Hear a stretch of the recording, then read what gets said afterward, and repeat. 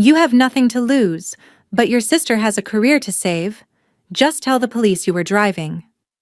Those were the exact words my mother spat at me while my younger sister wiped away fake tears in the corner of our family's living room.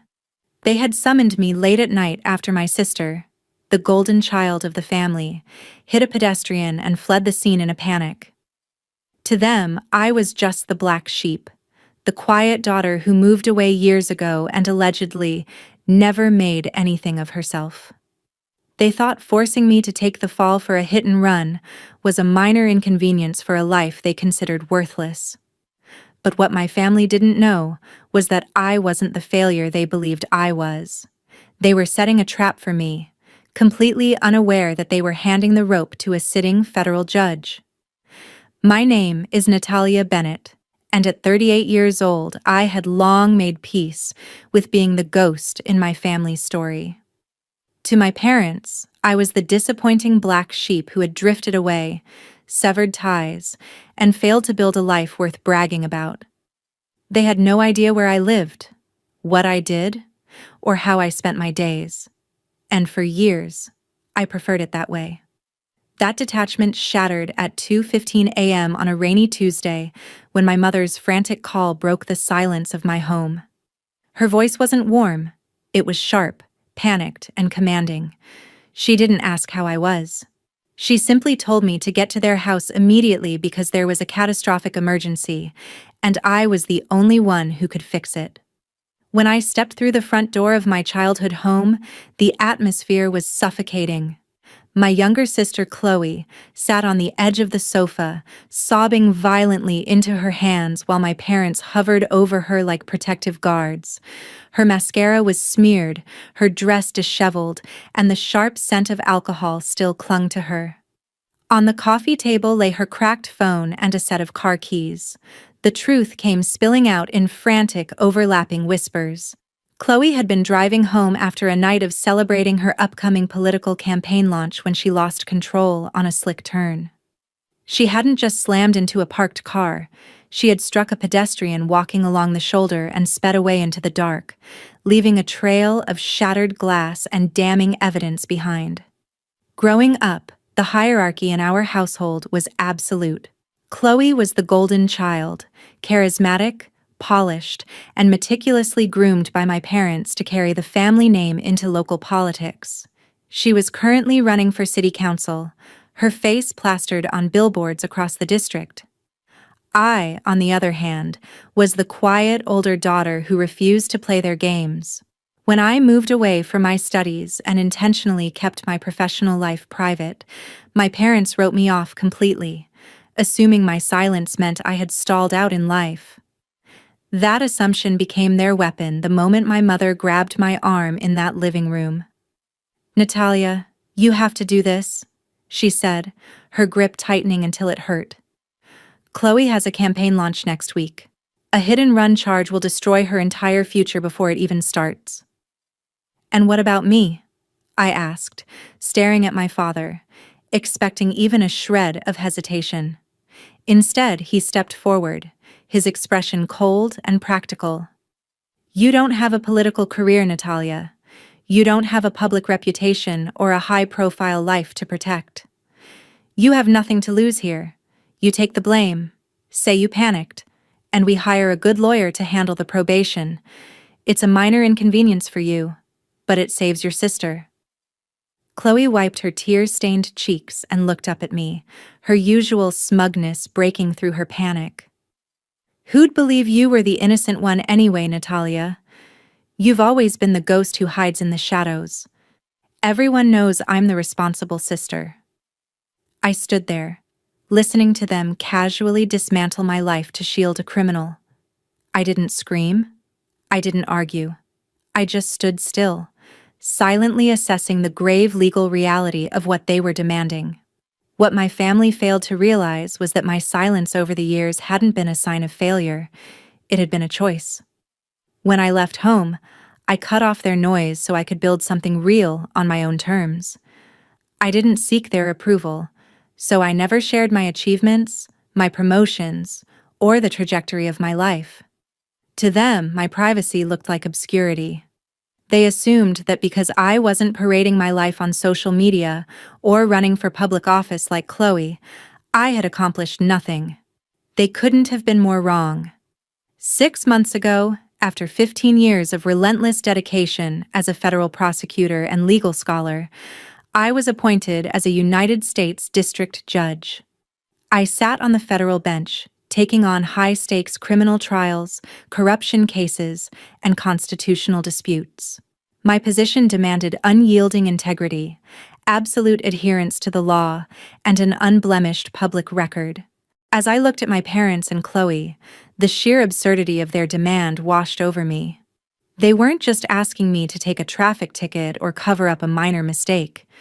They were demanding that I confess to a severe felony, sacrifice my judicial commission, ruin my entire professional existence, and potentially face years in federal prison, all so Chloe could keep running her local campaign. Worse still, they were asking me to betray the oath I had sworn on the Constitution.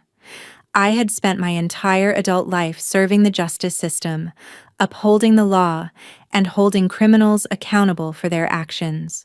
Now, my own blood was commanding me to obstruct justice, falsify police reports, and let a hit-and-run driver walk free.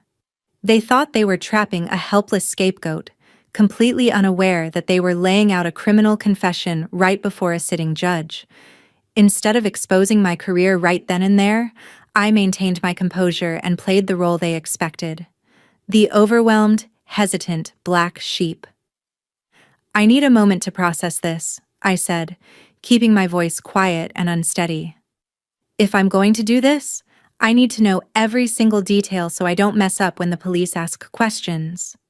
My mother let out a sigh of relief, while Chloe eagerly began spilling the details, believing she had successfully manipulated me.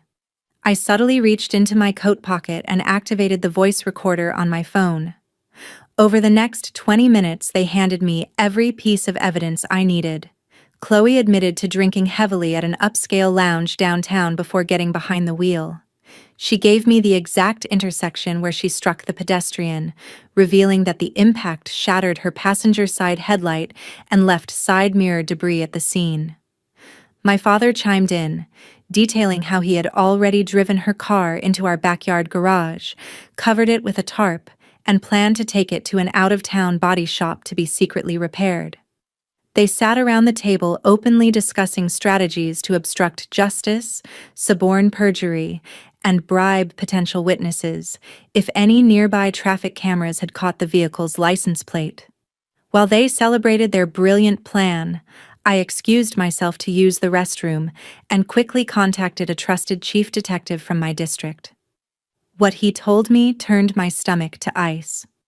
The pedestrian Chloe had struck was a 24-year-old nurse who was currently in critical condition in the intensive care unit, fighting for her life. Chloe hadn't just committed a hit and run, she had left a human being to die on the pavement. My family wasn't just hiding a car crash, they were actively covering up a potential manslaughter. By 8 a.m. the following morning, the inevitable happened. The low rumble of two police cruisers pulling into the driveway vibrated through the living room walls. The detective from the local precinct had easily traced the shattered glass and plastic headlight housing left at the accident scene to the make and model of Chloe's luxury sedan. Panic flared across my mother's face, but my father immediately took charge, shoving me toward the front entryway. "Remember the plan," he hissed under his breath, his fingers digging painfully into my shoulder. "You took the keys late last night while we were asleep. You were distracted, you panicked, and you drove home. Do not ruin your sister's life." When my father opened the door, two uniformed officers and lead detective Vance stepped into the foyer. My father immediately put on a performance of grief and disappointment, shaking his head with manufactured sorrow.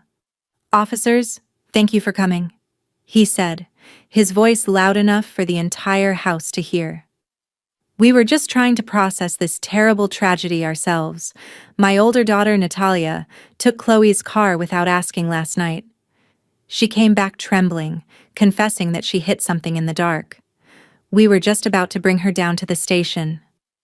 Chloe stood behind him, dabbing at non-existent tears, while my mother placed a comforting hand on her shoulder, playing the part of the heartbroken family. They all turned to look at me, expecting me to bow my head, recite the script they had written for me, and surrender my freedom. Instead, I took a calm step forward, pulled my leather credential case from my coat pocket, and flipped it open, displaying my official seal and judicial badge directly to Detective Vance. "I am United States District Judge Natalia Bennett," I stated, my voice echoing with clear, unshakable authority through the entryway. The room went instantly, dead silent. My mother's mouth opened in shock, while my father froze mid-sentence, staring at the polished gold crest of the federal judiciary in my hands. Chloe's fake tears vanished, replaced by an expression of pure, unadulterated horror. They looked at me as if a stranger had just stepped into the skin of the daughter they thought they knew. Detective Vance glanced at my credentials, his eyes widening in immediate recognition, before shifting his gaze to my stunned family. "Judge Bennett," he said, adjusting his posture with immediate respect. "We were informed by dispatch that you requested our presence here." "That is correct," I replied calmly. "What my father just told you is a complete fabrication and an active attempt to obstruct justice. I was not driving the vehicle last night. I arrived at this house hours after the incident occurred, only after my family summoned me to take the fall for my sister." I reached into my coat, pulled out my phone along with a flash drive, and handed them directly to the detective. "On this drive is a full audio recording of the past 6 hours. It contains my sister Chloe confessing to driving under the influence, striking a pedestrian at high speed, and fleeing the scene. It also contains my parents actively conspiring to hide the damaged vehicle under a tarp in the backyard garage, tamper with evidence, and force me to submit a false confession." Before my father could scream or my mother could utter another word, Detective Vance signaled to his officers.